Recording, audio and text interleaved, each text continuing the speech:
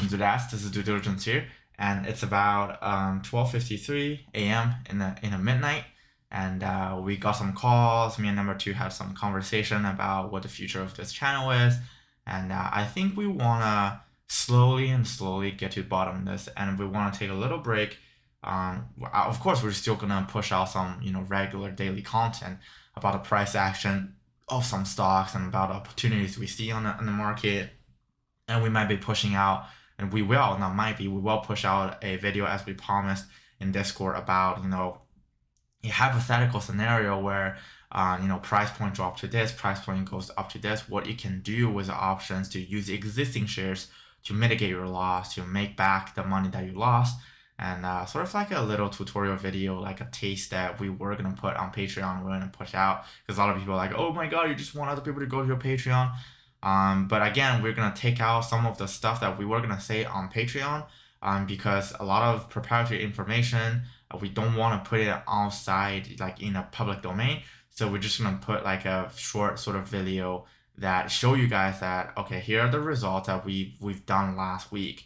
And looking forward what we can do, because a lot of people I think are very hopeless. A lot of people are a lot of powerless. I mean, again, if at the end of the day we are proven right about the 100 million goose hunt or goose chase, I mean, we already have plan in place to sort of react to what is going on, and it seems like some of the hedge funds are catching up to our DD. By how we analyze what are some of our new viewerships coming in. We have a lot of unique new viewers coming in and watch our video, so I think this is very interesting.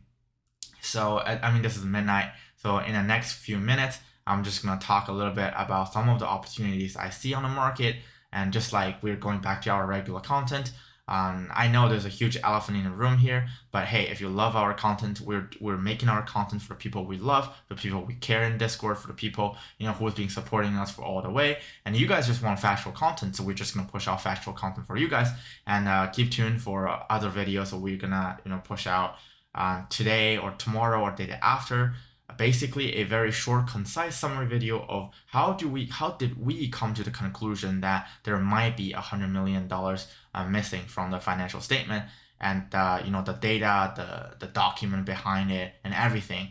I mean, again, when we push out that tweet, we are really sincere and we're really innocent. We just want to know what really is going on with the company anyways. And when we smell a drop or inclination of fraudulent activity, we want to tell all our viewership what is going on. Okay, go to our regular content.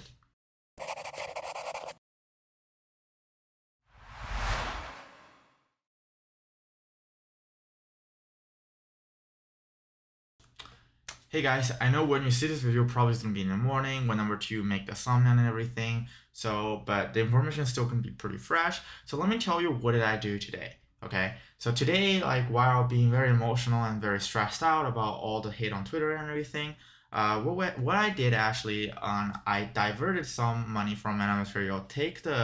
I sold a little bit of shares and I sold a little bit of options on MetaMaterials to get a little bit of liquidity. And what I did is I bought in a little bit of Halliburton around the 1940 dollar line, because I think right now, as far as how the Delta variant is going, we have sort of like a glimpse of going back to a lockdown, especially I think with the New Zealand's lockdown case. There's some lockdown potential. The government is teasing us for lockdown potential, but at the same time, the entire oil fields future doesn't change. So I see a drastic drop down here. What I did is I added a little bit in Halliburton, and maybe more like buying in a little bit. It's more like a new entry point, just a small position because I don't have a lot of liquidity.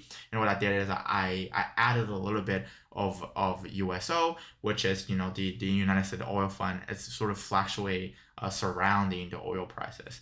And this is one thing I did. And what I did today also is, for those of you who actively short the market when you see the trend, today around the highest point I sold about I think 50 shares of this, because I really don't have a lot of liquidity the day before. So basically on Friday I bought in some of the SQQQ because I anticipate the entire market is going to be very timid. in terms of the future, with reverse repo reaching $1 billion, not $1 billion, $1 trillion for 3 consecutive days. Therefore, I bought in there, and I bought some $8.5 call options, about 3 or 4 contracts, and I sold them. So I made my dinner money, I think, for the next 2 days. And today when I sold it, I immediately transfer some of the profit I get from this to buying some 8.5 calls for September 17th. And remember, this Wednesday there's going to be another J Money Powell press conference coming out, or the FOMC meeting. Keep tuning into that. And for those of you who are really scared, maybe contract some of your positions on Tuesday. I mean, again, we are not financial advisors. We do not give financial advices. Therefore, everything we say on this channel is for shits and giggles, right? And also what it did is, for those of you who know that I love Fisker, number 2 and I were thinking making Fisker one of our new, go-to stock and do a daily news, because we, after doing some people DD, go and listen to some of their earnings. I mean, we learned from the experience of investing in material. We think their CFO is a very interesting person, and the way how he sort of portray financial statement to the public is very, very great. So I think this company, we believe in the long-term outlook, and we are gonna slowly push out some of the DD we do on our channel, on our Patreon. And today around 1350, I got an alert from my own algorithm. I was like, oh my god, this is actually filled the gap from a couple of days. The little, like the huge pull up here, aftermarket filled the gap. This is pretty interesting, right? I'm just gonna buy in. So I bought in about 10 to 20 shares because I really don't have a lot of liquidity, and I plan to buy in some more later on this week, depending on how the Wednesday, the J Powell moment goes, and maybe buy some call options. And I'm not really worried about the economic outlook, because when I see a glimpse of a big short moment is coming in, I will just contract all my other conversion and just put everything into shorts. And for those of you who are here for NIO, the NIO is very interesting because, on earnings, we're expecting, on earning day, we're expecting the NIO to turn to profit. The NIO just just tiny bit away from breaking even or making zero, dollars per share, right? And if we see even just $1 of profitability, you will see the stock shoot up. And then now with, Tesla's autopiloting, system on sort of on scrutiny of the government, and you see some accident happening in Asia, this drawback is very, very foreseeable. And today around like $38, I bought in some more, and then sort of averaged down a little bit. And for NIO and for Tesla, especially for industry leaders in EV, we do believe that due to the next car manufacturer's 7-year plan, we believe that all of these companies are going to go up in the near future. So those are just paving the road for long-term investment here. And for those of you who are here for MMAT, very interesting, very, very interesting here. And today, the drawback is as expected. I don't know if it's because of our tweet or not because of a tweet. I think if we say it's because of a tweet, we might be too arrogant, or we're just small player in the world. There might be some hedge fund managers or hedge fund actually look at our content and use our content as a substitution for some of the they're lacking. But again, like all of these, short volume coming in, and 299, there's sort of like a soft or hard support there. As we talked about before in our previous DD, there's really not much money to be squeezed at. In terms of if you are just shorting the stock, right? In our position, we're not shorting the stock. And by the end of this video, I will just do a screenshot of my MMAT holdings and let you guys see it's 55% off, sort of like in the red, and losing about 10K, more than 10K actually at this point. And we're not gonna minus the option earnings, because I don't think a lot of you are really interested in how we're averaging down anyways, because you guys just want I mean, a lot of you after this video is going to click off and just unsub. It's okay. Right now, we're not even going to ask for sub anymore. We're not going to ask for like. I mean, if you can go smash a like, then still go do that, because we want more and more people to know about the truth, and more people, be more inclined to a more factual based YouTube, more factual based stock analysis. So if you can smash a like button, that will help us a lot.